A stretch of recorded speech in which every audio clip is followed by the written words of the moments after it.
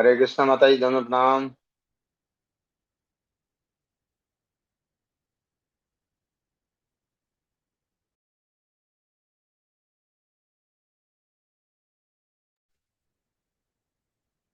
हरे कृष्णा। आप सभी का स्वागत है आज के इस सत्र में। दोनों प्रणाम माता जी। ओम ज्ञानतिमिरन्धस्य ज्ञानाञ्जनशलाकाय चक्षुरुन्मिलितं येन तस्मै श्रीगुरवे नमः। श्रीचैतन्यमनोभीष्टं स्थापितं येन भूतले स्वयं रूप कदा मह्यं ददाति स्वपदान्तिकं। नमो विष्णुपदाय कृष्णपृष्ठाय भूतले श्रीमते भक्तिवेदान्त स्वामिनिति नामिने। नमस्ते सरस्वते देवे गौरवाणी प्रचारिणे निर्विशेष शून्यवादी पाश्चात्यदेशतारिणे। हे कृष्णा करुणा सिंधु दीनबंधु जगत्पते गोपेश गोपिका कांत राधा कांत नमस्तुते तप्त कांचन गौरांगी राधे वृंदावनेश्वरी वृषभानुसुते देवी प्रणमामि हरिप्रिये। वाञ्छाकल्पतरुभ्यश्च कृपा सिन्धुभ्य एव च पतितानं पावनेभ्यो वैष्णवेभ्यो नमो नमः। श्री कृष्ण चैतन्य प्रभु नित्यानंद श्री अद्वैत गदाधर शिवासादि गौर भक्तवृंद। हरे कृष्णा कृष्णा कृष्णा हरे हरे हरे राम राम राम हरे हरे। तो आप सभी का स्वागत है। कल हम लोगों ने जो है तीन गोपियों के बारे में जो है चर्चा की थी और तीन गोपियों के बारे में कहा था। आज जो है कोशिश करेंगे बाकी की सारी गोपियां हैं उनके बारे में चर्चा करने के लिए। तो कल हम लोग ने जो है आ, ललिता सखी, विशाखा सखी और चंपकलता गोपी के बारे में जो है वो बात किया था। आज चित्र ललिता गोपी के बारे में बात करते हैं। ये वरिष्ठ गोपियां हैं भगवान की, 8 वरिष्ठ गोपियां हैं। तो उसमें से जो है चित्रा जो है चित्रा जो है वो चौथी वरिष्ठ गोपी है। और उसके जो वस्त्र है वो बिल्कुल लाल कुमकुम की तरह है। और उसके जो अ, माफ कीजिएगा, उसका जो रंग है, मतलब उसकी जो कांति है वो लाल कुमकुम की तरह है। और उसके जो वस्त्र है वो बिल्कुल कांच की तरह, सफेद कांच की तरह है। और श्रीमती राधा रानी से चित्रा जो है वो सिर्फ 26 दिन ही जो है वो छोटी है। और उसकी उम्र है 14 साल 7 महीने और 14 दिन। और उनके पिता का नाम है चतुर। और उनके जो चाचा है उनका नाम है सूर्यमित्र। उनकी माँ का नाम है चर्चिका देवी। और उनके पति का नाम है पीतहरा। तो चित्रा ललित, सॉरी, एक्चुअली मैं चित्र ललिता क्यों बोलती हूँ कि मेरी एक सहेली का नाम चित्र ललिता है। लेकिन चित्रा गोपी जो है आ, वो जो है वो आ, अधिक मृद विनायिका है। अधिक मृद विनायिका मतलब क्या, कि वो जो है बहुत ही निपुण है। अ, जहाँ पे कुछ क्या कहते हैं, अ, वो- कुछ अच्छे पदार्थ बनाने हैं या कुछ अच्छा, मतलब बनाना है तो उसमें वो बहुत ही एक्सपर्ट है। तो और गौर लीला में जो है ये जो चित्र गोपी है ये गोविंद आनंद नामक भक्त के रूप में आती है। और चित्रा का चित्रा का जो रिश्ता है या संबंध है कृष्ण के साथ, ये बहुत ही स्नेह भरा संबंध है कृष्ण के साथ। और वो बहुत ही कहते हैं ना, बहुत ही भक्ति भाव से जो है वो भगवान के लिए लौंग लाएगी, फूल माला लाएगी। और वो जो है राधा और कृष्ण के बीच में जब भी जो है कहते हैं ना कि कुछ मन मुटाव या कहते हैं ना झगड़ा हो जाता है, तो बहुत अच्छी तरह से सुलझाती भी है। तो जब भगवान जो है बहुत पूर्ण आनंद में होते हैं, तो वो बहुत संतुष्ट हो जाती है। भगवान का पूर्ण आनंद देकर ये चित्र गोपी जो है वो बिल्कुल आनंद में होती है।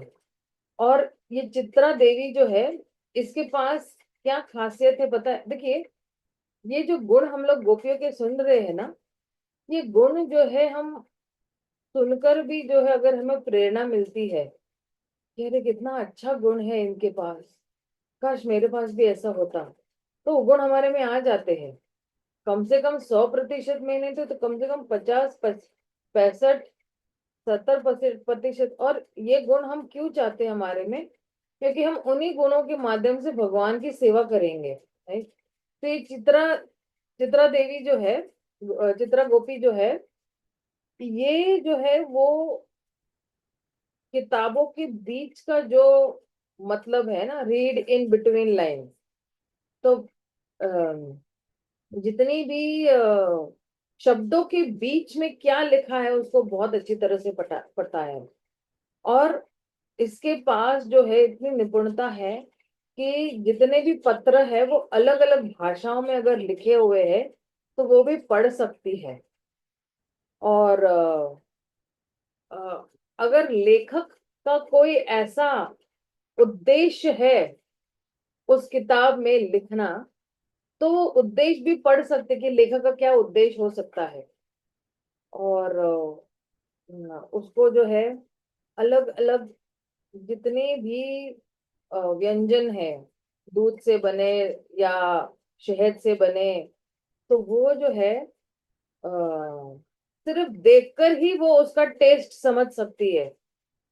अब देखना, कई कई लोगों के पास वो कला है, मतलब या ये गुण है।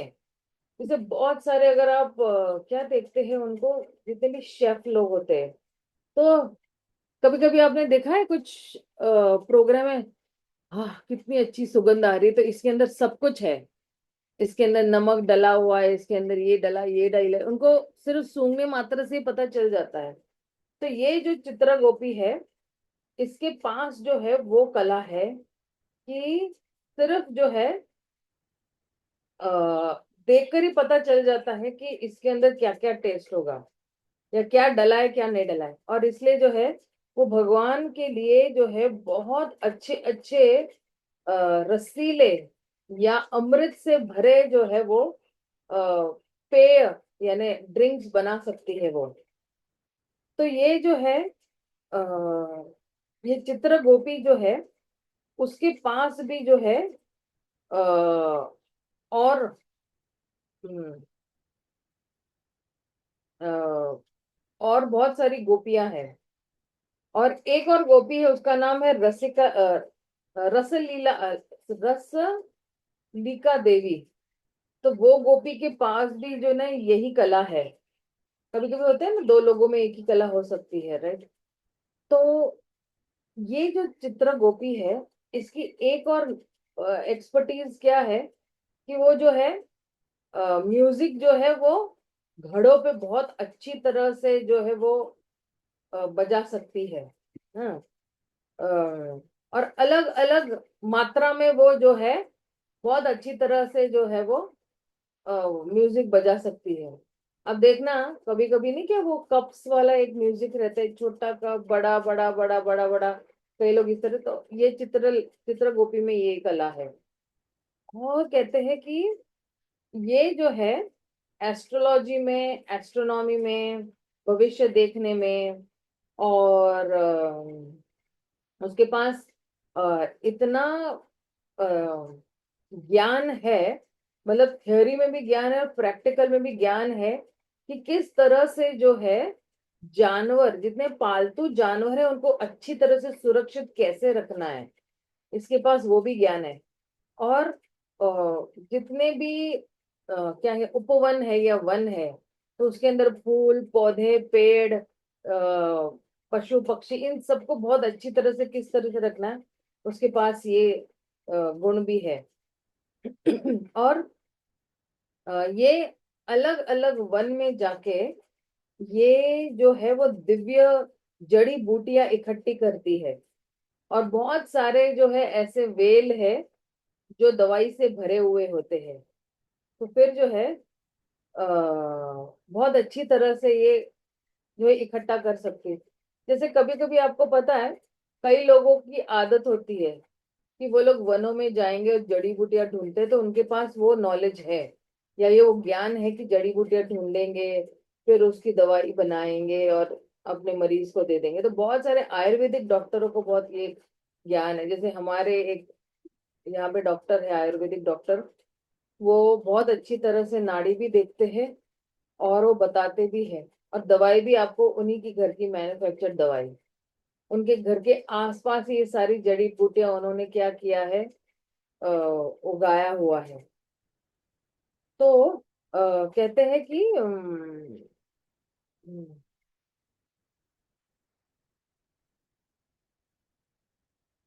तो ये जो है बहुत सारी गोपियां जो है कह रहे हैं यहाँ पे कि बहुत सारे दिव्य दिव्य जो है जड़ी बूटियां ही और औषधि वाली ही चीजें जो है वो इकट्ठा करती, बाकी फूल वगैरह नहीं इकट्ठा करेंगे, लेकिन ये औषधि इकट्ठा करेंगे।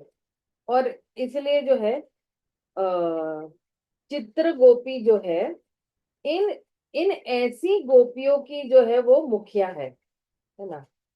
तो अब चित्र गोपी के ग्रुप में कितनी कितनी गोपियां हैं? रसलिका गोपी है, तिलकिनी गोपी है, सूरसेन गोपी है, सुगंधिका गोपी है, वामनी गोपी है, नगरी गोपी है, नगवल्लिका गोपी है, और अ, वमनयना गोपी है। ये सारी गोपियां जो है वो चित्रा गोपी के ग्रुप में है। अब आते हैं अ, पांचवी गोपी पे, क्योंकि कितनी गोपियां हो गई? ललिता सखी, ललिता गोपी, विशाखा गोपी, चंपकलता और चित्रा। अब आती है तुंग विद्या। तुंग विद्या पांचवी है वरिष्ठ गोपियों में, और उसकी जो कलर है वो भी कुमकुम कलर का ही है, लाल। और उसके शरीर से आने वाली जो सुगंध है वो बिल्कुल चंदन और कपूर की तरह। चंदन और कपूर को अगर हम लोग जो मिश्रित करते हैं ना, तो कैसी सुगंध आती है। तो अब वो ये सब, अरे इन गोपियों को सिर्फ याद करने मात्र से ही हम पवित्र हो जाते हैं। सोचिए, अगर हम अभी अक्षय तृतीया है ना कल, हम चंदन और कपूर मिलाते हैं और वो सुगंध आ रही है, और हम किसको याद करें? तुंग विद्या गोपी को याद कर रहे हैं। सोचिए। तो हर क्षण जो है वो कृष्ण भावनामृत में बीत सकता है। हर चीज को अगर हम भगवान से कनेक्ट करने की कोशिश करेंगे तो हम सदैव कृष्ण की भावना में रहेंगे। और यही गोपियां कर रही है। ये गोपियां जो है हर वक्त कृष्ण की ही भावना में है, कृष्ण के ही बारे में सोच रही है। तो ये जो चंपक सॉरी तुंग विद्या गोपी है, ये जो है उसकी जो वेशभूषा है, उसका जो ड्रेस है, वो है पांडु मदना। यानी पांडु मदन मतलब एकदम फीका पीला रंग का जो होता है ना, वैसा कलर है, पेल येलो जिसको कहते हैं। और वो राधा रानी से 15 दिन छोटी है। उसकी आयु 14 साल 2 महीने और 22 दिन है। और वो जो वस्त्र पहनती है, वो वस्त्र जो पहनती है वो है सफेद रंग का वस्त्र। अब आप बोलोगे कि पीला भी वस्त्र पहनती है और सफेद भी वस्त्र पहनती है, तो ऐसा देखा जाए तो वैसे तो उसका ड्रेस जो है वो पीले रंग का है, लेकिन जो है सफेद भी पहनती है। जैसे हम लोग भी रंग बिरंग कपड़े पहनते हैं, आज लाल पहना और कल नीला पहना, लेकिन प्राय अगर देखा जाए तो उसका जो ड्रेस है वो येलो और व्हाइट कलर का है। और उनके जो पिता का नाम है पुष्कर, माता का नाम है मेधा देवी, और उनके पति का नाम है बलीसा। और अ, अगर जो है अ, पश्चिम वाला जो पंखुड़ी है, आपको याद है कल एक कमल का फूल मैंने बताया जिसमें उत्तर दिशा में एक पंखुड़ी है, तो उस पे कौन है? विशाखा है ना। दक्षिण दिशा पे कौन है? चंपकलता है। तो अब आ रहा है पश्चिम दिशा पे।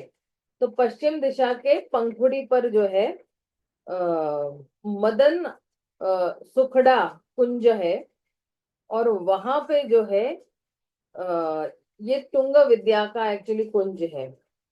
और वहां पे ये तुंग विद्या जो है वो हमेशा रहती है।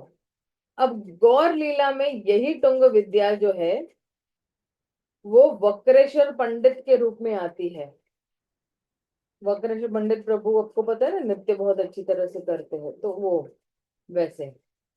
और ये कृष्ण को बहुत प्रेम करती है, और ये हमेशा आतुर रहती है ना।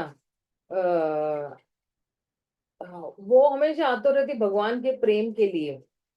और वो वो जो प्रेम करती है, तो वो जो भाव उसके हृदय से निकलता है, उस भाव को कहते हैं विप्र लब्ध लब्धवत्वा प्रेम, है ना। विप्र लब्धवत्वा प्रेम मतलब क्या, कि वो बहुत ही सेपरेशन महसूस करती है भगवान से, लेकिन और आतुर भी है भगवान को मिलने के लिए उस विरह के कारण, तो कहते विप्र लब्धवत्ता प्रेम था। और वो बहुत ही निपुण है नृत्य करने में, गाने में। और वो बहुत ही मतलब बोलते हैं ना कि एक महान गायिका भी है, म्यूजिक टीचर भी है, और वो वीणा बहुत अच्छी बजाती है। आ, और उसकी वीणा बजाने का स्टाइल है मार्ग स्टाइल। अब मुझे वो ज्यादा पता नहीं है, लेकिन यहाँ पे लिखा हुआ है तो मैं पढ़ रही हूँ। और उसको भगवान के अंदर पूरी निष्ठा है, वो बहुत ही निपुण है राधा कृष्ण को एक साथ ले आने में। मतलब अगर मीटिंग है तो वो अरेंज बहुत अच्छी तरह से करती है, राधा कृष्ण की मीटिंग्स इस तरह से। और चित्रा ललिता जो है वो रस शास्त्र में बहुत ही बोलते हैं ना कि एक्सपर्ट है। उसको कहते हैं रस शास्त्र मतलब क्या, कि जितना भी रस उस एक्टिविटी में डालना है वो बहुत अच्छी तरह से उसको वो जानती है। और उसके पास जो है ये जितनी भी 18 शाखाएं हैं रस शास्त्र की, उसमें वो बहुत ही निपुण है। अच्छा, नीति शास्त्र में भी वो बहुत ही निपुण है। और नृत्य में, ड्रामा में, या जो है साहित्य में, या फिर कोई कला में, या कोई विज्ञान में वो बहुत ही निपुण है। अच्छा, ये जो टुंग विद्या है, इनका थोड़ा स्वभाव जो है वो गर्म मिजाज का है। और ये टुंग विद्या जो है कहते हैं ना, वरिष्ठ गोपियों में भी एक लीडर है, जैसे 8 लीडर है तो एक लीडर है। और तुंग विद्या की कुछ सखियों का नाम है मंजू मेधा, सुमधुरा, सुमध्य, मधुरेखना, तनुमध्य, मधुस्यांदा, या गुणचूड़ा, और वरद अंगदा। ये सारी जो है, ये सारी गोपियां जो है ये सबसे बेस्ट डांसर है, बेस्ट नृत्यांगना है। और बहुत अच्छी तरह से जो है म्यूजिक बजाते हैं मृदंग पे, या खोल पे, या करताल पे। और गा भी सकती है और नृत्य भी कर सकती है, दोनों भी कर सकती है। और ये लोग जो है, इनकी सेवा क्या है, कि जो है वृंदावन की जितनी भी नहरें हैं छोटी छोटी, उनमें से जो है वो पानी इकट्ठा करना है, इनकी ये सेवा है। तो ये जो मंजू मेधा देवी है, जो तुंग विद्या की ही ग्रुप में है, ये क्या करती है, कि ये संधि करती है। संधि करना यानी सुलह करवाना है ना, दोनों के बीच में। तो राधा और कृष्ण के बीच में जो है वो सुलह करवाती है, संधि करवाती है। आइए जरा इंदु लेखा गोपी के बारे में देखते हैं। इंदु लेखा 8 गोपियों में से छठी वरिष्ठ गोपी है। और उसका जो कांति है, तो लेमन येलो जो है ना, नींबू के रंग का, वैसा वाला है।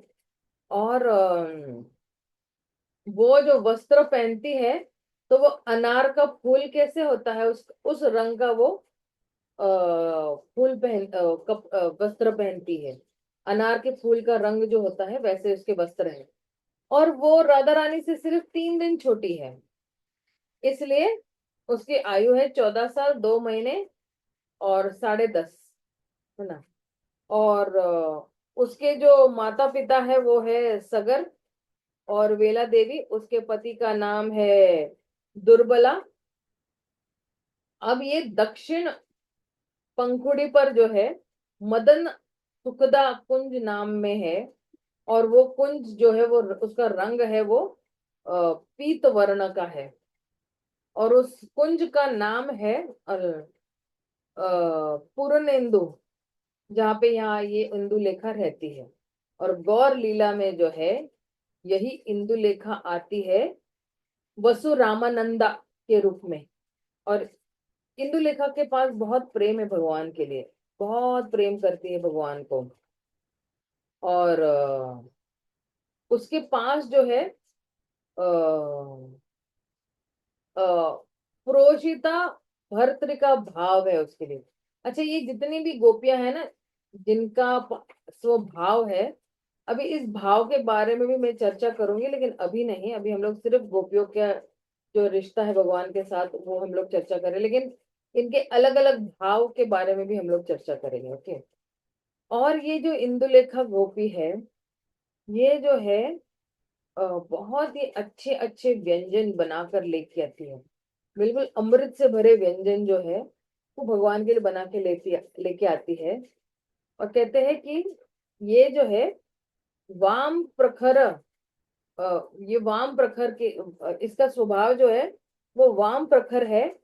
और इसकी मुख्य सेवा जो है वो क्या है, चामर हिलाना है ना। चामर डोलाबो हबे हेरी मुख चंद्र, राधा कृष्ण प्राण मोर युगल किशोर। तो उस कुंज में वो क्या करती है, भगवान को चामर हिला रही है। अच्छा, इंदुलेखा का स्वभाव जो है हम लोग ने पहले ही बोला कि थोड़ा गर्म मिजाज का है। वो जो है उसके पास बहुत विज्ञान में ज्ञान है। और बहुत सारे मंत्र भी उसको पता है, उसको नाग शास्त्र भी पता है।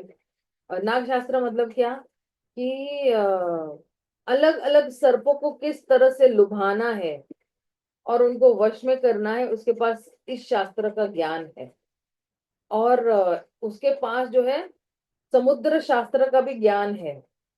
समुद्र शास्त्र मतलब कितने हीरे मोती जवाहरात क्या क्या समुद्र के अंदर बसा हुआ है। तो और जो है वो हाथ देखने में भी बहुत एक्सपर्ट है, हाथ की रेखाएं देखने में भी बहुत निपुण है। और अलग अलग जो है अलग अलग मालाएं जो है ना, अ, वो बनाने में बहुत ही अच्छी है। और उन मालाओं में जितने भी हीरे मोती जवाहरात है वो रचने में बहुत अच्छी है। हम्म। अब जो है सॉरी, इंदुलेखा, हाँ, इंदुलेखा गोपी जो है वो अपने हाथ में जो है वो क्या जो है लेकर घूमती है। तो अ, उसके हाथ में एक फूल होता है, वो लेकर हमेशा घूमती है। और दूसरा, उसकी एक सेवा यही है कि वो राधा का संदेश यहाँ से कृष्ण के पास लेके जाएगी और कृष्ण का संदेश राधा के पास लेके जाएगी। और इस तरह से जो है ये एक शुभ सौभाग्य जो है वो रचती है राधा और कृष्ण के प्रेम के लिए, है ना। राधा रानी का संदेश लेके जाएगी। और ये संदेश जो है ना ये पूरे काम वासना से भरे हुए संदेश होते हैं। मतलब यहाँ हमें लगेगा कि काम वासना के संदेश है, लेकिन ऐसे ऐसे संदेश अगर आप पढ़ोगे ना तो राधा के बड़े ही कामुक संदेश कृष्ण के पास लेके जाएंगे, कृष्ण के कामुक संदेश राधा रानी के पास लेके आएंगे। तो इसलिए ये दो संदेश एक्सचेंज होते तभी तो दोनों को मिलने का मन होता है। वरना अगर राधा कृष्ण मिलेंगे ही नहीं तो फिर कैसा होगा, है ना। फिर ये लोग भी सेवा कैसे कर पाएंगे? तो फिर जो है इंदुलेखा जो है वो बहुत ही वो भगवान को बहुत सारे अलग अलग आभूषण जो है वो अ, लेकर जाती है और उनको पहनाती भी है। यहाँ पे अगर राधा कृष्ण का मिलन होना है तो कृष्ण को भी तो सज धज के आना है ना। तो ये काम गोपियां ही करती है, गोप सखा नहीं करते हैं। कि गोपियां ही करेगी, जाकर उनको पहनाएगी और तैयार करेगी, उनका पगड़ी बांधेगी, वस्त्र पहनाएगी, सब कुछ ये गोपियां करती है। ये साइड पे राधा रानी को भी गोपियां ही तैयार करेगी। अब आ, इंदुलेखा गोपी के ग्रुप में जो मुख्य गोपी है उसका नाम है तुंगभद्रा, चित्रलेखा, तुरांगी, रंगवटिका, मंगला, सुविचित्रांगी, मोदनी, मदना, ये सारी गोपियां हैं। और ये जो तुंगभद्र देवी जो है आ, ये और जो है इंदुलेखा के जो है पड़ोसी है ये लोग। और इसमें जो है एक और गोपी है जिसका नाम है पालिंदिका देवी। तो ये जो है ये मुख्य करके ये जो है ना दूध का काम करती है। मैंने बताया ना, वरिष्ठ गोपियां है, मध्यम गोपी है और ये दूध गोपियां हैं। तो ये दूध गोपी का काम करती है। अब आइए सातवीं गोपी पे जाते हैं और वो है रंग देवी।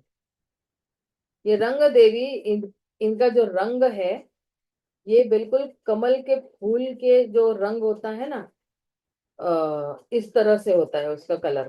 जो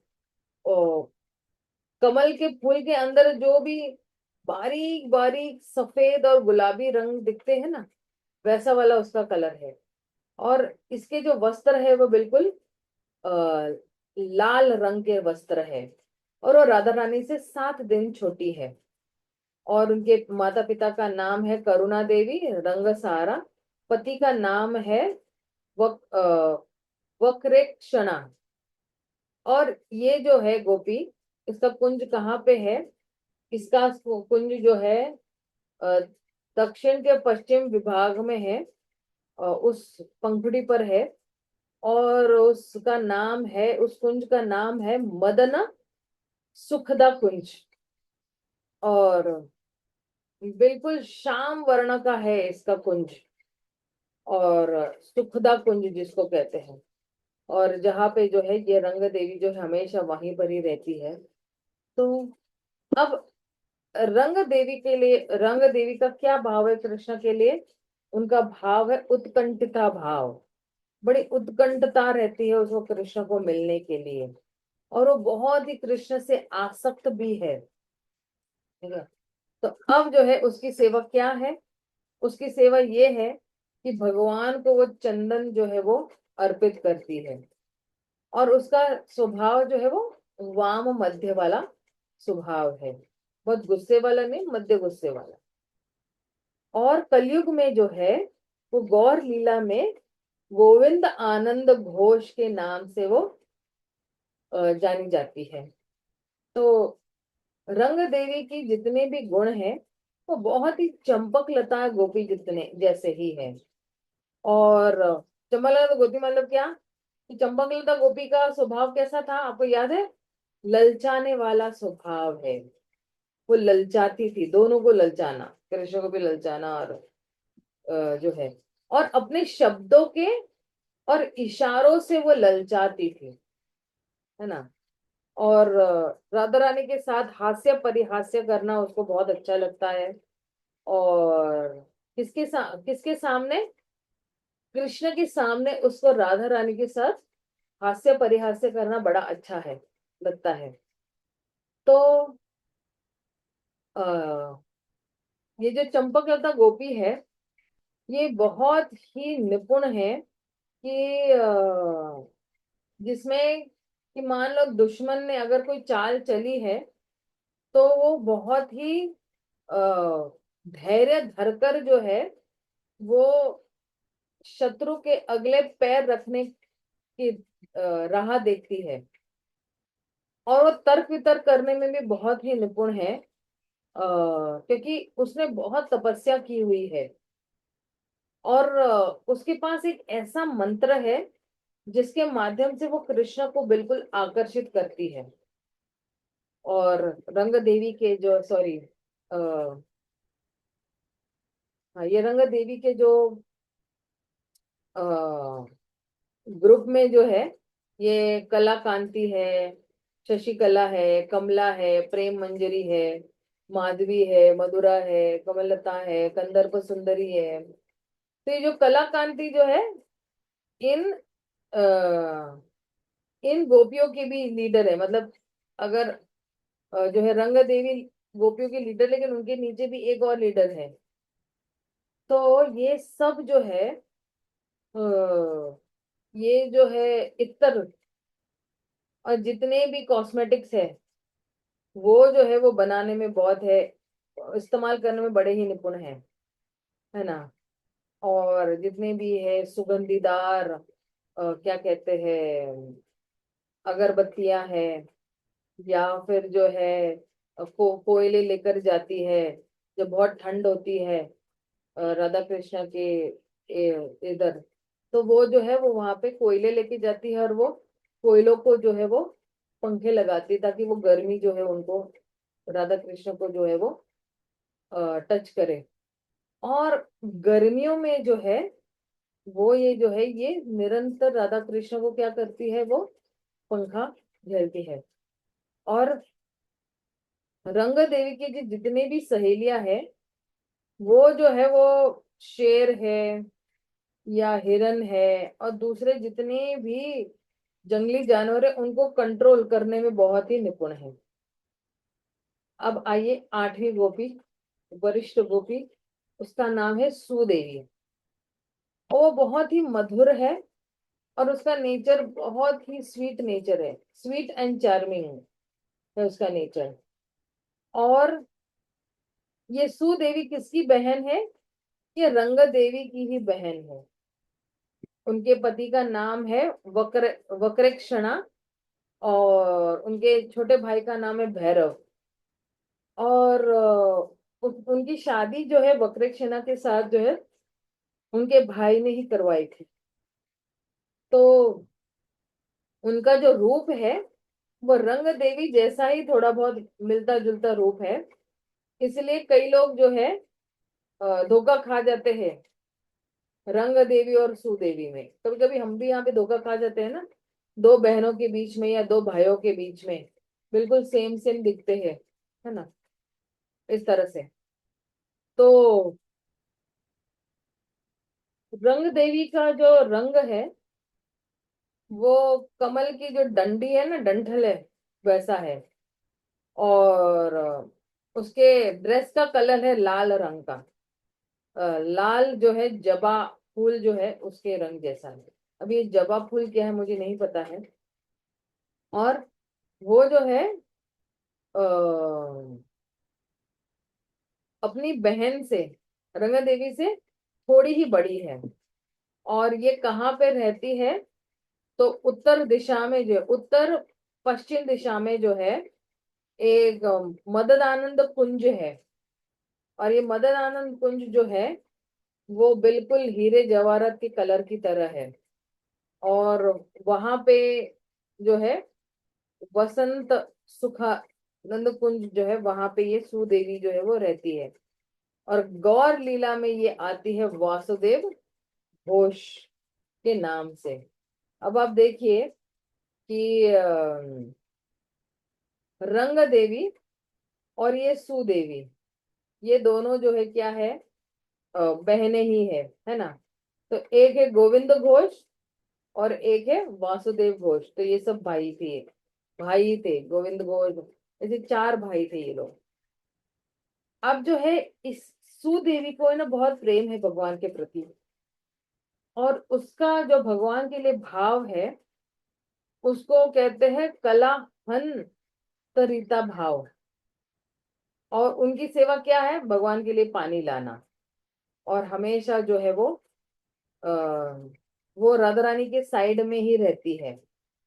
और राधा रानी का जो बाल है उसको अच्छी तरह से जो है चोटी बनाएगी उसकी, फिर उसको अच्छी तरह से सजाएगी, फिर राधा रानी की आंखों को अच्छी तरह से सजाएगी मस्कारा के साथ, और राधा रानी के शरीर को जो है वो क्या करेगी, वो मसाज देगी। अब ये जो सुदेवी है, ये बहुत ही निपुण है। ये जितने भी नर तोता और मादा तोतिया जो है, उनको ट्रेनिंग देने में, और अ, वो जो है बहुत ही निपुण है एक जगह से दूसरे जगह जाने में, मतलब पानी के माध्यम से, ठीक है ना, सेलिंग करना। तो वो जो है, उसको पता है कि क्या शुभ घड़ी है, क्या अशुभ घड़ी, उसको बिल्कुल पता चलती है। अब आप बोलोगे कि माता जी आप इतना बोल रहे हो, आध्यात्मिक जगत में समुद्र भी है, लहरें भी है, ये भी है, गर्मी भी है, ठंड भी है, ऐसा कैसे है? तो वहां पे जो ना ये सारी चीजें रची जाती है। मतलब यहाँ पे, हमारे यहाँ पे ना फिक्स टाइमिंग रहता है ना, गर्मी आने का फिक्स टाइमिंग है, या सर्दी आने या बारिश आने का फिक्स टाइम है, वहां पे कोई फिक्स टाइमिंग नहीं है। वहां पे जब भगवान की इच्छा होती है तो बारिश हो जाती है, जब भगवान की इच्छा होती है वह सर्दी होती है। तो वहां पे सब मन मंत्री चलते रहता है, ठीक है, उनके मूड के हिसाब से। अब ये जो सुदेवी है, ये किसमें निपुण है? ये जानती है कि कौन सी शुभ घड़ी और कौन सी अशुभ घड़ी है। अशुभ घड़ी है तो बोलते नहीं अभी मत जाओ, है ना। और इसको ये ज्ञान कहाँ से आया है ये सारा? ये एक शास्त्र है, उसका नाम है शुकन शास्त्र, उसमें से उसको ये ज्ञान मिला हुआ है, ठीक है। और राधा कृष्ण को जो है वो आ, राधा कृष्ण में, सॉरी, राधा कृष्ण जो है बहुत ही निपुण है राधा कृष्ण को शरीर पे मालिश करने के लिए। और ये तेल से नहीं करती है, बहुत ही सुगंधीदार तेल वो बनाती है खुद, और उसी के माध्यम से जो है उसको पता है कि किस तरह से अग्नि प्रज्वलित हो सकती है, और किस तरह से उसको, ये अग्नि मतलब क्या, ये भगवान के बीच के प्रेम की अग्नि जो है, और फिर जो है ये अग्नि को भभकते रहना है। और उसको ये भी पता है कि चंद्र के उगने से जो है कौन से फूल जो है अलग अलग प्रकार के उगते हैं, उसमें वो निपुण है। अब आप सोचोगे कि अरे भगवान ने तो कहा था कि न तद भास्य न सूर्य न शशांक न पावक, यद गत्वा न निमित्त तद धाम परम मम है। आपने, भगवान ने तो कहा है कि उस धाम में न सूर्य है न चंद्र है, न, तो फिर ये जो इसको, ये गोपी को कैसे पता कि यहाँ पे सूर्य भी है और चंद्र भी है, चंद्र के उगने से जो है। तो वहां पे सूर्य और चंद्र भी अपने मर्जी से ही उगते हैं। और यहाँ पे जब सूर्य और चंद्र उगते हैं तो उसके पास उसका भी ज्ञान है, क्योंकि भौम वृंदावन यानी ये जो भूमि पे, भौम यानी धरती, भौम वृंदावन पे भी ये जितनी भी लीलाएं भगवान के साथ हुई है, तो उसका भी वर्णन चल रहा है, ठीक है। तो इस तरह से जो है, ये सुदेवी जो है, उनके ग्रुप में कितनी कितनी गोपियां हैं, कावेरी गोपियां है, चारू कावेरी गोपी है, सुकेशी है, फिर मंजू केशिका है, हर हर हरिहर है, हर कांति है, हरावली है, मनोहर है। तो कावेरी देवी जो है, और दूसरी जो है सुदेवी की जितनी भी गोपियां हैं, वो जो है निपुण है किसमें, कि अ, वाद्य, या जो पत्तों से बने हुए चीजें, उसमें जो है वो बहुत ही निपुण है। और ये सुदेवी की जितनी भी गोपियां हैं, उनके नीचे जितनी भी सखियां हैं, ये सब, इनका अभी कार्य क्या है कि राधा कृष्ण जहां भी बैठने वाले हैं, वो जगह को बिल्कुल अच्छी तरह से डेकोरेट करना है, सजाना है उसको अच्छी तरह से। तो उनका एक्चुअली ये काम है। और ये सुदेवी की जितनी भी सखियां हैं, ये बहुत ही चतुर और चालाक है। स्पाई करना यानी ध्यान रखने में, कौन कब आ रहा है, कौन कब जा रहा है, कौन कब आया। अच्छा, कृष्ण कहाँ चले गए, कब चले गए, कितने बजे चले गए चंद्रावली को मिलने, अब कृष्ण कहाँ पर है, कौन सी जगह पे है, ये सब जो है वो बहुत ही निपुण है। हम्म, अब जो है, अब आइए, ये तो भगवान की वरिष्ठ गोपियां हो गई। अब आते हैं वरा गोपियों पे। वरा गोपियों को बहुत छोटा छोटा ही वर्णन दिया हुआ है, लेकिन दिया हुआ है। वरा गोपी यानी जो मध्यम गोपी है ना। तो वरा गोपी में पहली गोपी कौन आती है? कलावती गोपी आती है। उसका रंग जो है वो बिल्कुल पीले चंदन की तरह है, और उसके वस्त्र जो है वो तोता का रंग का जो रंग होता है ना, वही रंग के वो वस्त्र पहनती है। उसके पति का नाम है कपोत, और ये कपोत जो है वो वाहिका का सबसे छोटा भाई है। और उनके माता पिता का नाम है सिंधुमती और कलंकपुरा गोपा। अब अ, वरा गोपी में दूसरी गोपी का नाम आता है शुभंगदा, सॉरी। और ये शुभंगदा जो है, ये विशाखा की छोटी बहन है, बहुत ही गोरी गोरी है। और ये जो है, ये किसके साथ इनकी शादी हुई है? पटत्री, इस व्यक्ति के नाम से जो है इन गोपा के साथ इनकी शादी हुई है, जो पीतहरा गोपा के छोटे भाई ही है। अब तीसरी गोपी जो है वरा गोपी में, वो है हिरण्यांगी। हिरण्यांगी जो है वो राधा रानी को बहुत ही प्रिय है, और राधा रानी भी उसको प्रिय है। तो हिरण्या की जो ड्रेस है वो बिल्कुल अ, खिलते हुए फूल कैसे होते वैसे उसकी ड्रेस है। और उसका जो रंग है वो बिल्कुल सुनहरा रंग है। और वो किस तरह से वो दिखती है, तो कहते हैं कि जैसे मान लो कोई मंदिर है या कोई महल है, जिसमें सारी सुंदरता जो है इकट्ठा की गई है। इनकी माता का नाम है हरिणी देवी। और इनकी एक एक्चुअली कथा भी आती है।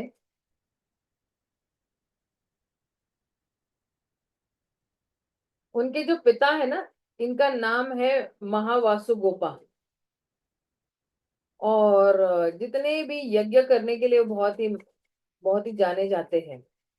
और ये जो महावासु गोपा है, जो हिरण्यांगी के पिता है, वो क्या करते हैं? वो जो है अ, अपने आप को बड़े संयम में भी रखते हैं, और उनके पास इतने अच्छे अच्छे गुण विकसित किए हुए हैं। और वो बहुत ही घनिष्ठ मित्र है अर्क मित्र के।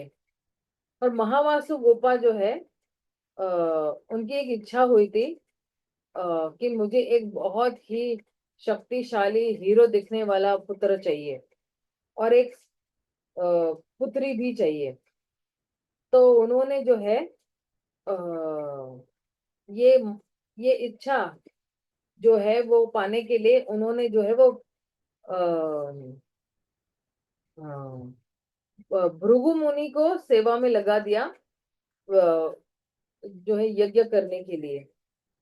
और फिर उसमें जो है बहुत सारे रसीले रस भरे जो है भोग अर्पण करने होते हैं। और नहीं, सॉरी, वो रसीले भोग जो है वो उस यज्ञ से उत्पन्न हुए हैं। और महावसु बहुत ही आनंद में आ गए, और उन्होंने जितने भी ये रसीले जितने पदार्थ जो है उस यज्ञ से प्रकट हुए, उन्होंने अपनी जो है पत्नी उसको दे दिया। और उनकी पत्नी का नाम है सुचंद्रा देवी। तो ये जो है हिरण्यांगी है, उनकी माता का नाम है सुचंद्रा। पिता का नाम है महावसु गोपा।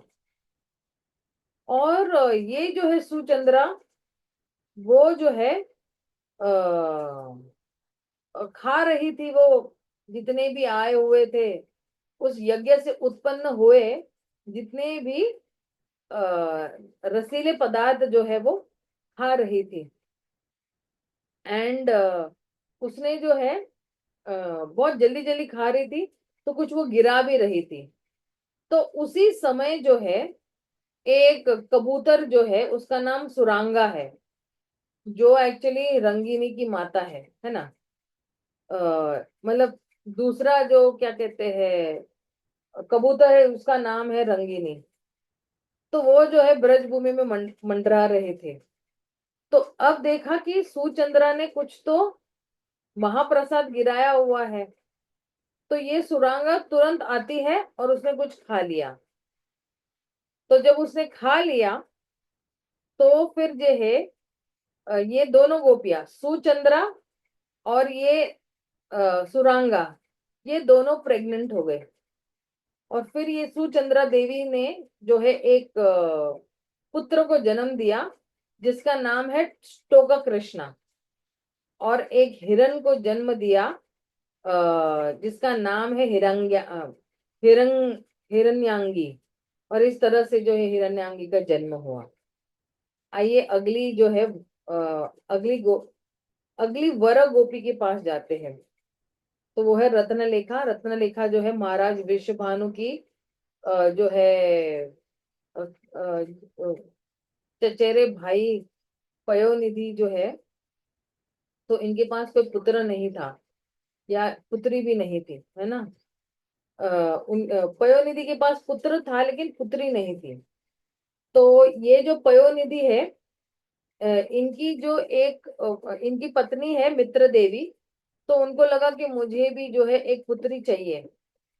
और अब इसको पाने के लिए उन्होंने जो है सूर्य देवता की उपासना शुरू कर दी। सूर्यदेव विवस्वान। और विवस्वान की कृपा से जो है उन्होंने एक पुत्री को जन्म दिया, जिसका नाम है रत्नलेखा। और ये रत्नलेखा का रंग जो है वो लाल रंग का है। और उसके जितने भी वस्त्र है, वो जो है ऐसे लग रहा है कि एक मधुमक्खियों का झुंड है। अ, और ये राधा रानी को बहुत ही प्रिय है। और उनकी जो है अ, माता जो है, और वो दोनों ही राधा रानी की सेवा करते हैं।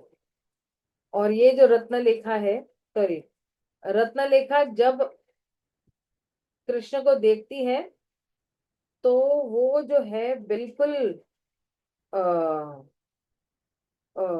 क्रोधित हो जाती है और उनको डांटना शुरू कर देती है। तो आप कोई पूछेगा, अरे कृष्ण को देख के कौन क्रोधित हो जाता है और कौन कृष्ण को डांटता है।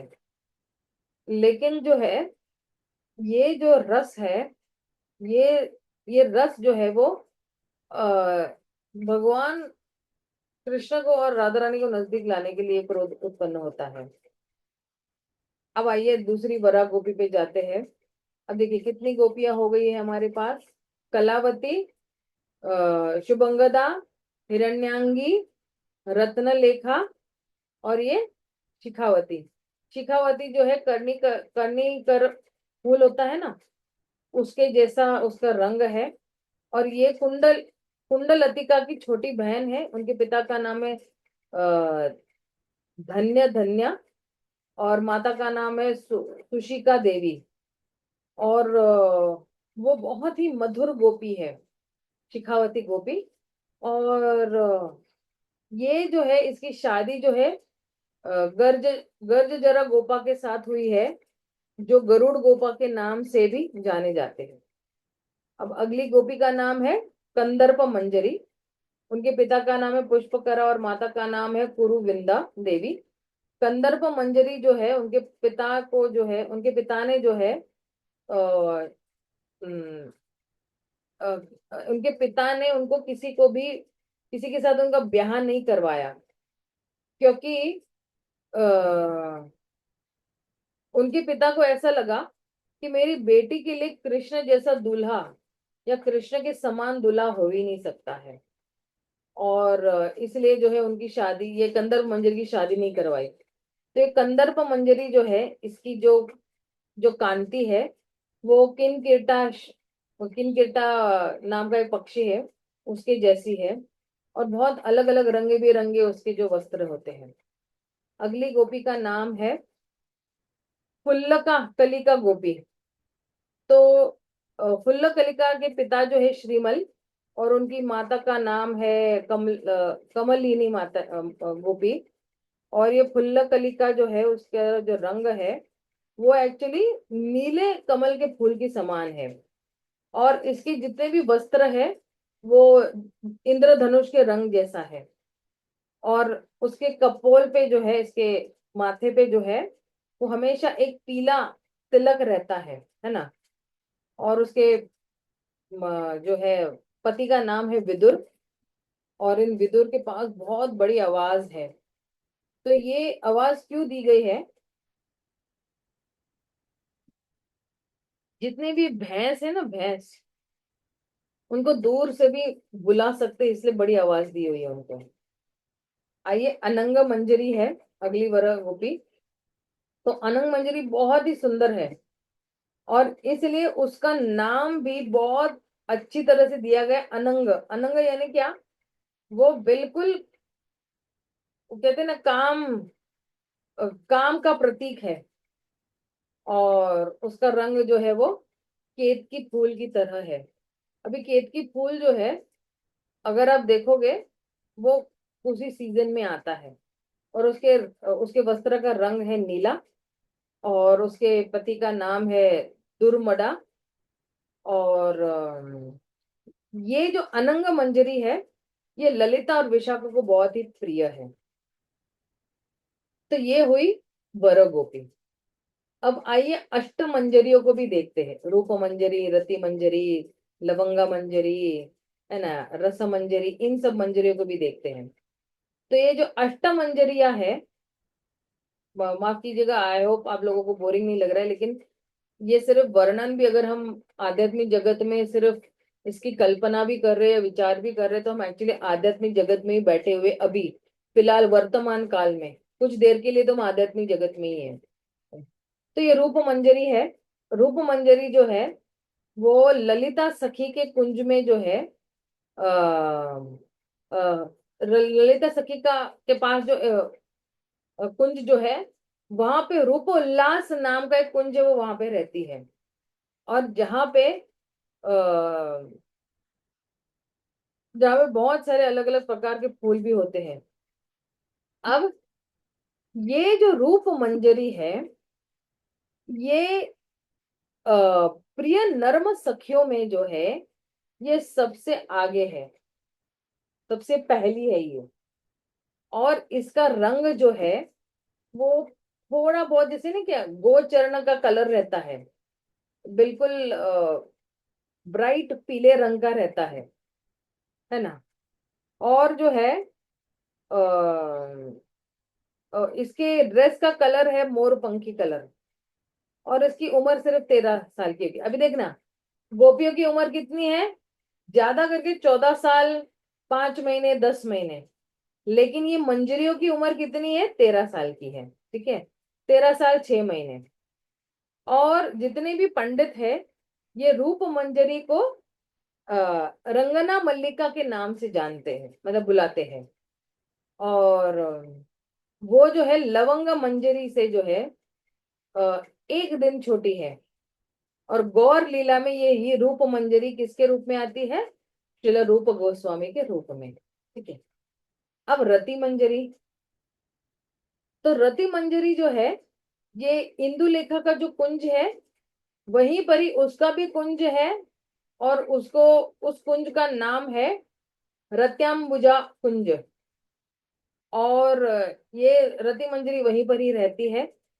उसका जो ड्रेस है, उसकी जो उसका जो उसके जो वस्त्र है, वो सारे जो है वो चमचमाते हुए तारों की तरह है। और उसका रंग जो है, वो बिल्कुल कड़कती हुई बिजली जैसा है। और और वो उसका स्वभाव जो है वो दक्षिण मार्दवी की तरह है, और पंडित लोग उसको तुलसी के नाम से भी बुलाते हैं। रति मंजरी की आयु 13 महीने 2 दिन है। और कलयुग में जब गौर लीला में आती है, तो वो आती है रघुनाथ दास गोस्वामी के रूप में। लवंग मंजरी, तो लवंग मंजरी जो है, इनका कुंज जो है वो टुंग विद्या के कुंज में ही है। अ, और अ, अ, ये जो गोपी है, इनकी आंखें जो है वो बड़ी ही सुंदर है।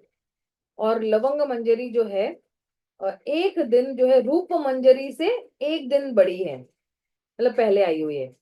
और अपना स्वभाव जो है उसका बड़ा ही सौम्य स्वभाव है। और उसका जो उसके जो वेशभूषा है या उसके वस्त्र है जो है, वो कड़कती हुई बिजली की तरह है। और बहुत सारे तारे टिमटिमाते रहते हैं उसके ड्रेस पे। और वो राधा कृष्ण को बहुत आनंद देती है। और उसका जो स्वभाव है वो बिल्कुल रति मंजरी की तरह ही है, दक्षिणा मार्दवी। उसका जो स्वभाव है दक्षिण मार्दवी की तरह ही है। उसकी उम्र कितनी है? 13 साल 6 महीने और 1 दिन। और कलयुग में वो किसके रूप में आती है? लवंग मंजरी श्रील सनातन गोस्वामी के रूप में आती है। राइट। तो देखिए, रूप मंजरी किसके रूप में आते हैं? रूप गोस्वामी। रति मंजरी रघुनाथ दास गोस्वामी। लवंग मंजरी श्रील सनातन गोस्वामी। अब रस मंजरी जो सॉरी रास मंजरी है वो, तो चित्रा गोपी के कुंज में ही इनका कुंज है। और इनके कुंज का नाम है रसानंद कुंज, जहाँ पे ये रस मंजरी रहती है। और ये जो है, इसके इनके जितने भी गुण हैं, अ, अ, ये जो रूप मंजरी के जितने भी गुण हैं वो काफी उसने अपनाए हुए हैं। और इनका जो जीवन शैली वो उन्हीं के पद चिन्हों पर ही चल रही है। तो उनका जो ड्रेस का कलर है वो सफेद रंग का है ना। और उनकी जो कांति है, यानी उनका जो रंग है, शरीर का जो रंग है, वो चंपक फूल कैसे फुला हुआ रहता है वैसा ही है। और उनकी जो जितने भी गुण हैं वो लवंग मंजरी से काफी मिलते जुलते हैं। नाइस। और अब आप बोलोगे कि रूप मंजरी की तरह भी है और लवंग मंजरी की तरह भी बहुत मिलते जुलते रूप है, मतलब गुण है उनके। और क्योंकि इन्होंने रूप मंजरी का शरण लिया हुआ है, तो वो शिल रूप मंजरी को बहुत ही प्रिय है। रूप मंजरी कौन है? शिल रूप गोस्वामी ना। और इनका कार्य क्या है? राधा और कृष्ण के बीच में एक दूसरे को संदेश देना है। और वो बहुत ही निपुण है राधा कृष्ण की मिलन करवाने में, मीटिंग करवाने में। तो रास मंजरी की उम्र कितनी है? 13 साल। और गौर लीला में वो आती है रघुनाथ भट्ट गोस्वामी के रूप में, रास मंजरी। ठीक है। तो रति मंजरी रघुनाथ दास गोस्वामी है, तो रास मंजरी कौन है? रघुनाथ भट्ट गोस्वामी है। अब आइए गुण मंजरी देखते हैं। गुण मंजरी जो है, चंपक लता का जहां पे भी कुंज है वहीं पे इन्हीं का भी कुंज है। और इनके कुंज का नाम है गुण आनंद प्रदा कुंज, जहाँ पे गुण मंजरी रहती है। और उसका जो कांति है वो बिल्कुल चमकते हुए बिजली की तरह है। और वस्त्र भी लाल रंग के पहनती है।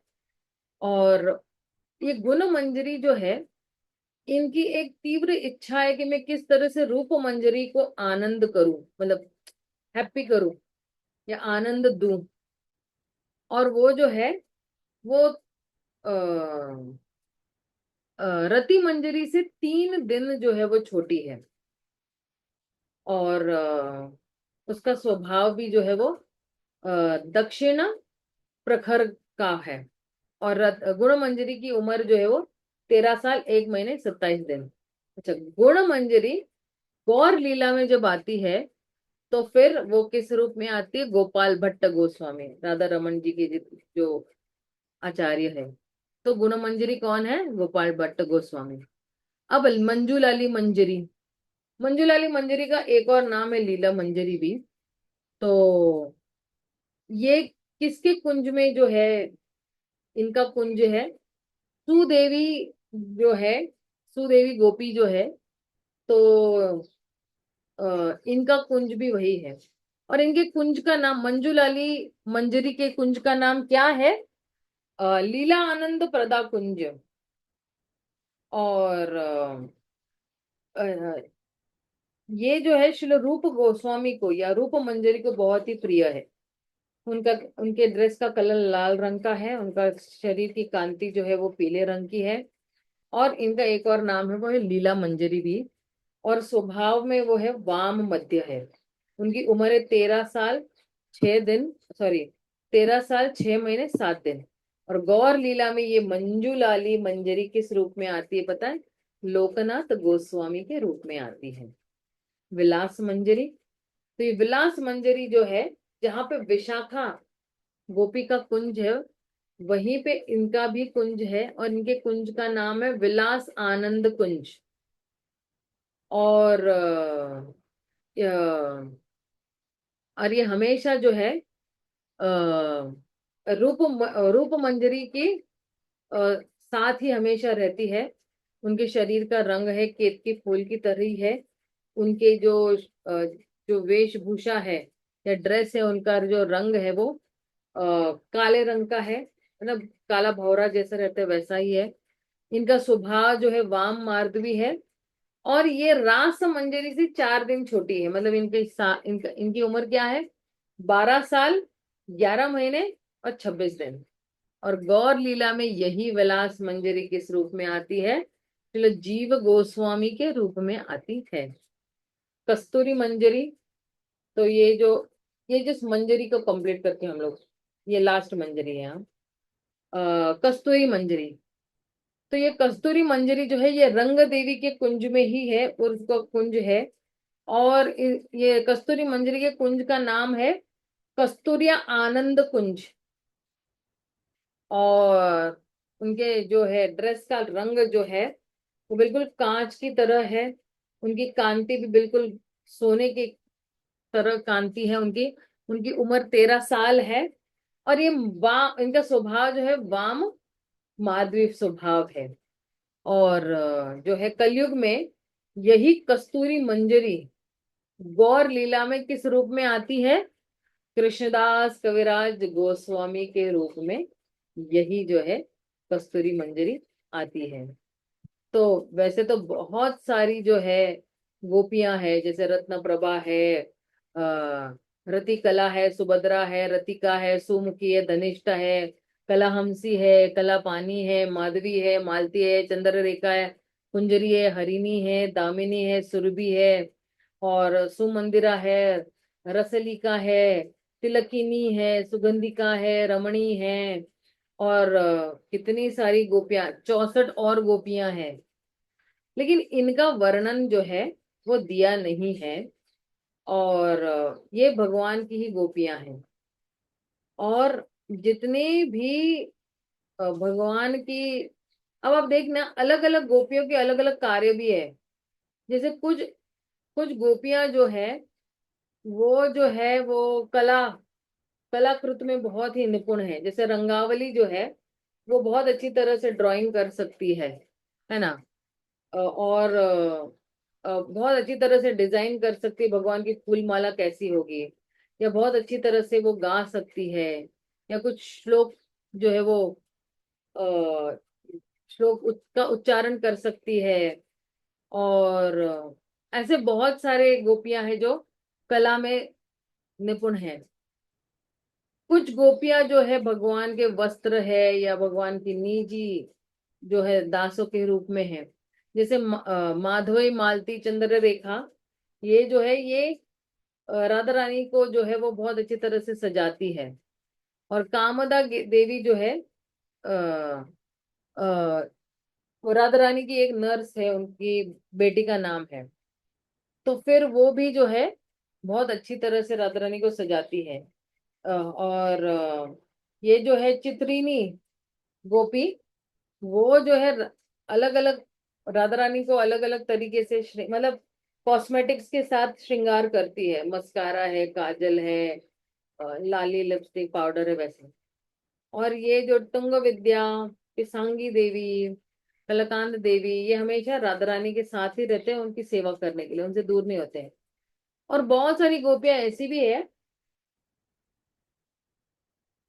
जो संदेश देने का काम करती है, या जो यहाँ की चीजें वहां पे ले जाने का काम करती है। तो इनमें है शिवदा देवी, सौम्य दर्शना देवी, सुप्रसाद देवी, और शांतिदा देवी या नंदीमुखी देवी या बिंदुमती देवी। ये सारी गोपियां जो है वो राधा कृष्ण का मिलन के लिए जो कुछ भी जरूरी है वो जो है करती है। और ये जो गोपियां हैं ये राधा और कृष्ण को अलग अलग तरीके से प्रसन्न करती है। और उनके जो है लीलाओं में और लीला को और रोमांचक बनाती है। और इस तरह से बहुत सारी दूसरी भी गोपियां हैं जो अ, वरिष्ठ गोपियां हैं, या फिर जो है बिल्कुल शुभ चिंतक गोपियां हैं। जैसे श्यामला देवी और मंगला देवी शुभ चिंतक गोपियां हैं भगवान की। इस तरह से अब कल जो है हम लोग ने दो प्रकार की गोपियों के बारे, सॉरी, तीन प्रकार की गोपियां देखी। एक है वरिष्ठ गोपी, दूसरी वरा गोपी, और तीसरी जो है वो दूत गोपियां जो होती है ना, यहाँ का संदेश इधर ले जाना और वहां का संदेश उधर लेना। ये तीन गोपियों को देखा अभी लास्ट में मैंने। जितनी दो चार गोपियों का नाम दिया ये सारी जो है वे दूत गोपियां हैं। वैसे तो 64 गोपियां हैं, उनके नीचे भी काफी कुछ है। तो वो गोपियां हैं, लेकिन इन गोपियों के नीचे भी जो है ये सखियां भी है। तो 5 प्रकार की नित्य सखी जो है वो गोलोक वृंदावन में रहती है। और रूप गोस्वामी ने जो है उज्जवल नीलमणि में इन 5 प्रकार की सखियों के बारे में वर्णन किया हुआ है। जैसे साधारण सखी, प्रिय नर्म सखी, प्राण सखी, और नित्य सखी। अब इनका जो वर्णन है ये मैं कल करने वाली हूँ, आज नहीं, थोड़ा कल के लिए भी जो बचा के रखते हैं। और इनमें कौन कौन, इन सखियों में कौन कौन आता है, तो थोड़ा ये भी देखेंगे। और फिर जो है इन सखियों का क्या क्या रोल है वो भी देखेंगे। तो मैं यहीं पे विराम देती हूँ। किसी का अगर कोई प्रश्न है तो आप पूछ सकते हैं। हरे कृष्णा। पांचांग प्रणाम माता जी, सादर प्रणाम। हरे कृष्ण माता माता। जी कोटि कोटि धन्यवाद माता जी। ये कहाँ मिलती जानकारी सारी, और इतने अच्छे से। मतलब अगर हम चैतन्य चरितामृत का कथा नहीं सुनते तो मुझे लगता है शायद कहीं सुनने को नहीं मिलती। क्यों किसी प्रवचन में कोई जल्दी से बताते नहीं है, क्योंकि ये बड़ा गूढ़ है सारा जो है सारा वो। तो ये हम ऐसे आराम से, जैसे आपने सुबह सुबह बता दिया है ना कि चलो मेरे 4-5 जो है सुनने वाले हैं, मैं इनको बता देती हूँ। माता जी आपको बहुत बहुत धन्यवाद, माता जी बहुत बहुत धन्यवाद। थैंक यू माता जी। ये सारे शिला गुरुदेव और शिला प्रभुपाद की कृपा ही है जो हम सबको मिलाया हुआ है। और मुझे बिल्कुल। सेवा में, अब बोलते हैं ना कि सेवा में लगाया हुआ है कि मैं भक्तों को कुछ तो अच्छा कुछ सुना सकूं। क्योंकि मैं यही सोचती हूँ कि हमें जहाँ पे जाना है तो वहां के लोगों के बारे में भी जानना बहुत जरूरी, उनका क्या भाव है भगवान के लिए। वही भाव हम यहीं से विकसित करके जाएंगे तो वहां पे सेवा करने के लिए बड़ी आसानी हो जाएगी।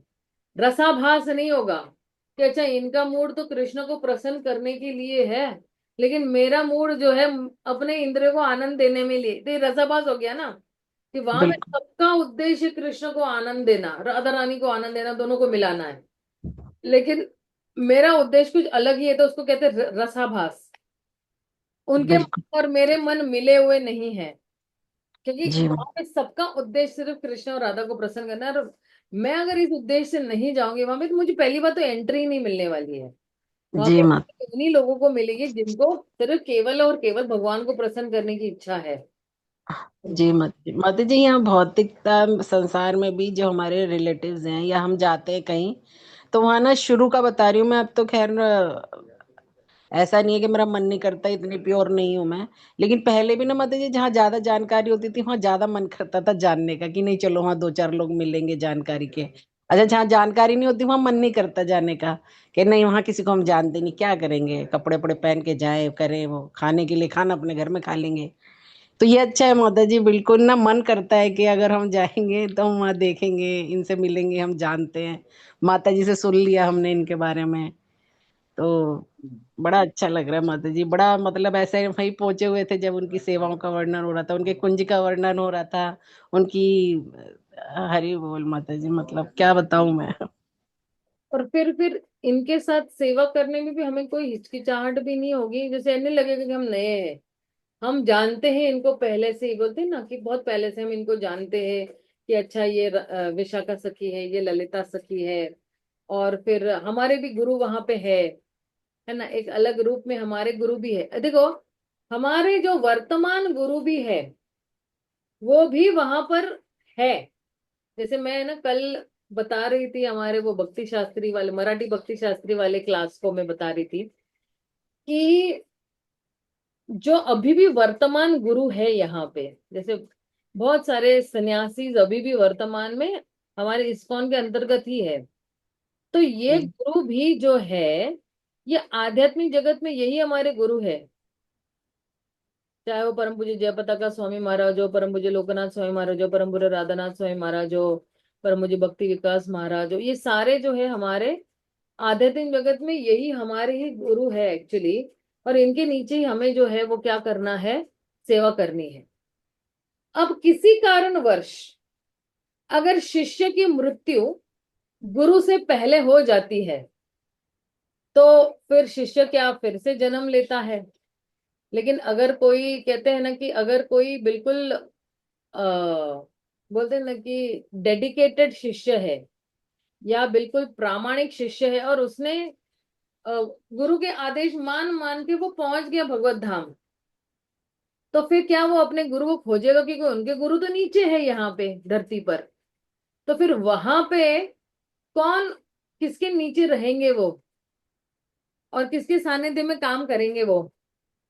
तो एक्चुअली जो है गुरु की जो स्थिति होती है कि गुरु दो जगह एक साथ भी रह सकते हैं, जी माता जी। आध्यात्मिक जगत में भी और भौतिक जगत में भी। तो जब आप आध्यात्मिक जगत में जाते हो तो आपके गुरु वहां पे वही रहेंगे।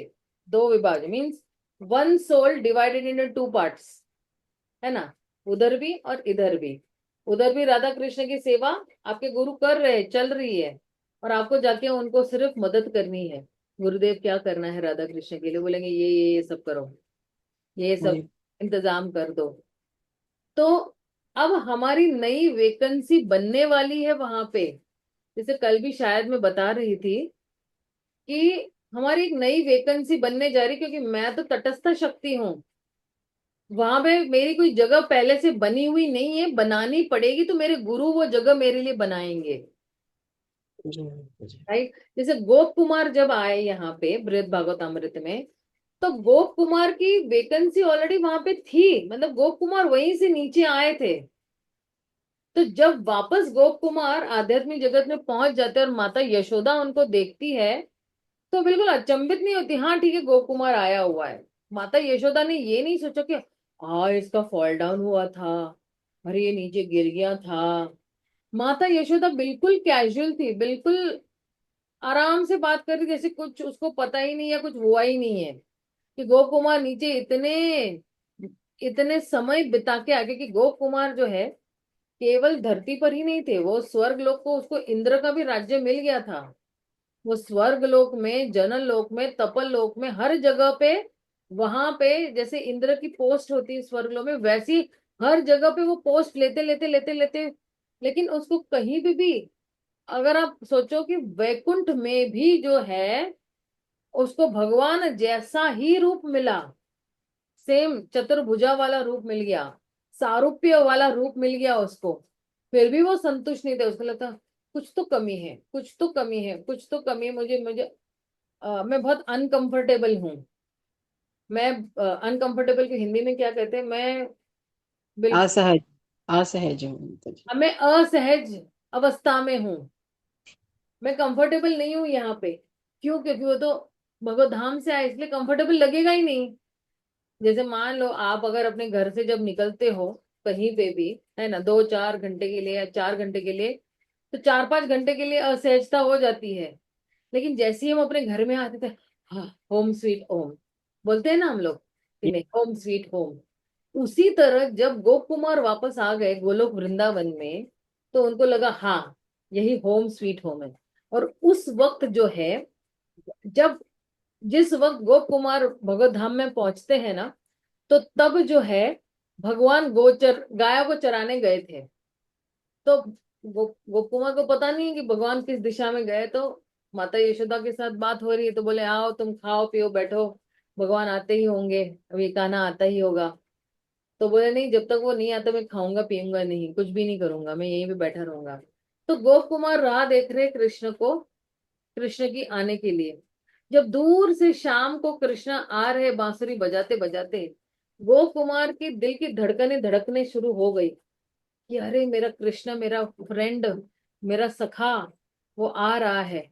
और कृष्ण ने भी बांसुरी बजाते बजाते दूर से गोप कुमार को देख लिया। अब दोनों दौड़ रहे एक दूसरे की तरफ, और इतना तेजी से दोनों एक दूसरे की तरफ दौड़ रहे हैं, और दोनों एक दूसरे को आलिंगन लगा रहे हैं। आपने वो पिक्चर देखा होगा, या कृष्ण है ना किसी गोप सखा को आलिंगन लगा रहे हैं, और दोनों फुट फुट के रोने लगते, इतना फुट फुट के रोने लगते हैं। और कृष्ण गोप कुमार को थप्पड़ मारते कि तू किधर था, और गोप कुमार कृष्ण को थप्पड़ मारते कि मुझे इतना ऊपर बुलाने के लिए विलम्ब क्यों किया। तो अ, ये जो है, ये आध्यात्मिक जगत में ऑलरेडी गोप कुमार की वैकेंसी, ऑलरेडी वो जगह खाली ही थी। तो वो जगह कोई भरेगा नहीं कि चलो भाई हमारा काम काज नहीं हो रहा है तो इस व्यक्ति की जगह भर दो, नहीं, उनकी जगह खाली की खाली रही। और वो जब आए तो वो भर दी गई थी। वो जब वहां उस स्थान पर बैठे तो बोले हाँ, यही मेरा गोप सखा है। अब हमारे लिए जो है, कम से कम मेरे लिए तो है, नई जगह बनानी पड़ेगी मेरे गुरु को, कि अब क्या। और जगह बनाना कोई इतना बड़ी बात नहीं है, चुटकियों का काम है उनके लिए, कि भाई हाँ चलो ठीक है, ये ग्रुप है, इसमें आप भी शामिल हो जाओ। लेकिन जब हम पहुंचते हैं तो फिर हमारी फिर परमानेंट जगह बन जाती है वहां पे। फिर जब भगवान हमें भेजते हैं नीचे उनका कोई कार्यकलाप करने के लिए, कि जाओ नीचे जाओ, न बद्ध जीवों का उद्धार कीजिएगा, तब फिर भी हमारी वैकेंसी वहां पे जो है वो खाली ही रहेगी। वहां पे जब है, ये नहीं है कि फिर से मुझे शुरू करना पड़ेगा। इस तरह से जो है, नित्य सिद्ध और नित्य बद्ध, नित्य सिद्ध जो है वो वहां पे है, और यहाँ पे हरे कृष्ण माता जी। नित्य बद्ध है। ठीक है ना? हरे कृष्ण माता जी। हाँ प्रभु जी बोलिए। माता जी, ऐसा भी तो होता है, जैसे मान लीजिए गुरु हमारे को जब तक मान लीजिए किसी बड़े व्यक्ति से मिलना होता है तो एक व्यक्ति बीच में होता ही है ना, तभी बुलाएगा, तो ही बड़े आदमी से मिल सकते, डायरेक्ट तो मिल ही सही नहीं है, सही सकते। है, सही है। तो भगवान से जो हम मिलते हैं वो तो गुरु के माध्यम से ही हम मिलते हैं। प्रभु जी आपका जो क्या कहते हैं फिलॉसफी जो है, वो बहुत ही सही है, कि जब तक गुरु की कृपा नहीं होगी मैं वहां पे प्रवेश नहीं कर पाऊंगी। हम्म। तो गुरु की कृपा होना बहुत ही जरूरी है। केवल गुरु की कृपा से ही मैं वहां पे पहुंच पाऊंगी, वरना पहुंचना मुश्किल है। तो हाँ इसलिए जी। यहाँ पे भी गुरु है और वहां पे भी गुरु है, यहाँ पे भी गुरु है वहां पे भी गुरु है। तो क्योंकि हाँ जी माता। देखिए, अगर यहाँ पे गुरु को और बद्ध जीवों को उद्धार करने तो गुरु यहीं पर रह जाते हैं। लेकिन क्योंकि शिष्य ने गुरु को बहुत अच्छा प्रसन्न किया हुआ है, तो मृत्यु के समय में एक्चुअली गुरु ही लेने आते हैं उस व्यक्ति को, और हाथ पकड़कर भगवत धाम ले जाते हैं उस व्यक्ति को। हाँ जी। हाँ जी। ये दृश्य आप सोचिए, आपके जो भी गुरु है, कौन है आपके गुरु? हाँ जी। परम पूज्य गोपाल के स्वामी महाराज। अच्छा, गुरु। अच्छा, तो आप सोचिए कि आपको गुरु महाराज ले जा रहे हैं, आपको ले जा रहे भगवत धाम, है ना? तो गुरु आते क्यों? प्रभुपाद ने कहा था कि मैं खुद आऊंगा अपने शिष्यों को लेने के लिए, ये दिखाने के लिए कि गुरु ही आते हैं भक्त को, अपने शिष्य को लेने के लिए। प्रभुपाद कहते हैं ना, मेरे गुरु महाराज के पास आगे के आगे के दरवाजे की चाबी है, लेकिन मेरे पीछे पास की दरवाजे। दरवाजे की चाबी नहीं। क्यों प्रभुपाद ये बोलते थे? ये एक्चुअली शिष्यों को ये सांत्वन देने के लिए कि मैं हूं आपके लिए, मैं ही आऊंगा आपको लेने के लिए। अगर शिष्य ने प्रामाणिक तरीके से गुरु की सेवा की और उनको प्रसन्न किया हुआ है, तो कुछ त्रुटि रह भी जाती है तो गुरु उस त्रुटि को निकालते हैं और उसका हाथ पकड़कर उसको भगवत धाम ले जाते हैं। हाँ जी माता तो जी। इस तरह से जो है, अब आप सोचोगे कि हमारे जो वर्तमान गुरु है परम पूज्य गोपाल कृष्ण गोस्वामी महाराज, उनके लिए कौन आए? उनके लिए भी प्रभुपाद ही आए उनको ले जाने के लिए। हाँ जी माता जी। क्योंकि उन्होंने आज जीवन केवल प्रभुपाद के कहने पर ही चले हैं।